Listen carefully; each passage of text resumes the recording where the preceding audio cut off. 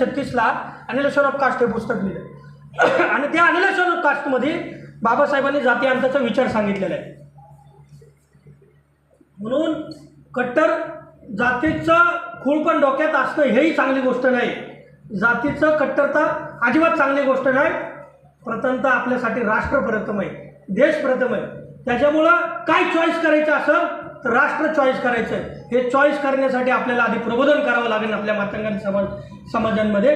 कारण आपला मातंग समाजाचा इतिहास पाहिला तर मातंग समाज हा सगळ्यात देशभक्त समाज असणारा असा इतिहास आढळतो. त्याच्यामुळं ही सगळ्या प्रक्रियेमध्ये आपल्याला पुढं जावं लागेल. मी मगाशी येडा इलाका या अंधश्रद्धेचा उल्लेख केला, परंतु ह्या शिक्षण परिषदेमध्ये कुठली चर्चा होणार आहे? ह्या शिक्षण परिषदेमध्ये म्हणजे मी पाथर्डीला मधल्या काळात दौरा केला, मराठवाड्यात दौरा केला. त्यातली एक गोष्ट तुम्हाला सांगतो. दौऱ्यामध्ये मला एक जाणवलं, एक अतिशय सुंदर मुलगी होती, मातंग समाजाची होती. तिला पुढं शिकायचं होतं आणि मग तिला लग्नाला स्थळ आलं. वय अगदी लहान होतं, 17 वर्षाची मुलगी असेल, 18ही कंप्लीट नव्हतं तरी लग्नाला स्थळ आलं. ती मला म्हणली, दादा मला शिकायचं आहे. तुझ्या आईवडील जबरदस्तीने लग्न लावत होते.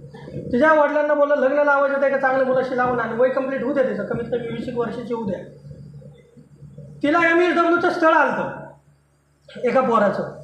तो नाकारला यासाठी, म्हणजे समाजाची दयनीय अवस्था सांगणंही गरजेचं आहे की त्याच्या अंगात येडायचं वारं नव्हतं. बघा किती वाईट परिस्थिती. आणि एका दलालाला बेवड्याला पोरगी दिली, त्याच्या हातावरती परडी. ही मातंग समाजाची ग्रामीण भागामध्ये आपल्याला साधारणतः परिस्थिती दिसते. आणि म्हणून तिचं लग्न, तिचा सुखी संसार चांगला व्हावा म्हणून तिच्या लग्नाच्या आधी तिचं देवासोबत लग्न लावलं. त्याला ज्ञानमाळ म्हणतात. ज्ञानमाळ तुला कुणाला माहिती? ज्ञानमाळ बऱ्याच लोकांना माहिती ना. आणि 1.5 आणि 2-2 लाख खर्च येतो, बोकड कापलं जातं, कर्ज काढून देवदेव केला जातो. किती वाईट परिस्थिती आहे. म्हणून प्रचंड अस्वस्थ झालो आणि मला असं वाटलं की अशा पद्धतीचं शिक्षण संवाद होणं अत्यंत गरजेचं आहे. यासारखं तंत्रज्ञान आपल्या समाजामध्ये आलेलं आहे. या देशामध्ये जग इतक्या वेगाने बदलतं आहे, जग चंद्रावरती चाललं आहे. त्याच्याशी आपल्याला कुठल्याही प्रकारचं घेणं देणं नाही का काय अशा पद्धतीने दिसत आहे. परंतु या तंत्रज्ञान काय, एक अतिशय विद्वान माणूस आपल्या समाजामध्ये बोलवणं आपल्याला गरजेचं आहे. म्हणून डॉक्टर विवेक सावंत सर हे दुपारी 3 वाजता आपल्याशी संवाद साधणार आहे. या तंत्रज्ञानात त्याच्यातल्या ज्या संधी आहेत तर या आपल्या समाजातल्या लोकांना, पालकांना, विद्यार्थ्यांना कळलं पाहिजे. समाजातल्या काय जे शोषित जाती आहेत, जे कष्टकरी जाती आहेत, त्यांनी उच्च शिक्षणाकडे गेलंच पाहिजे.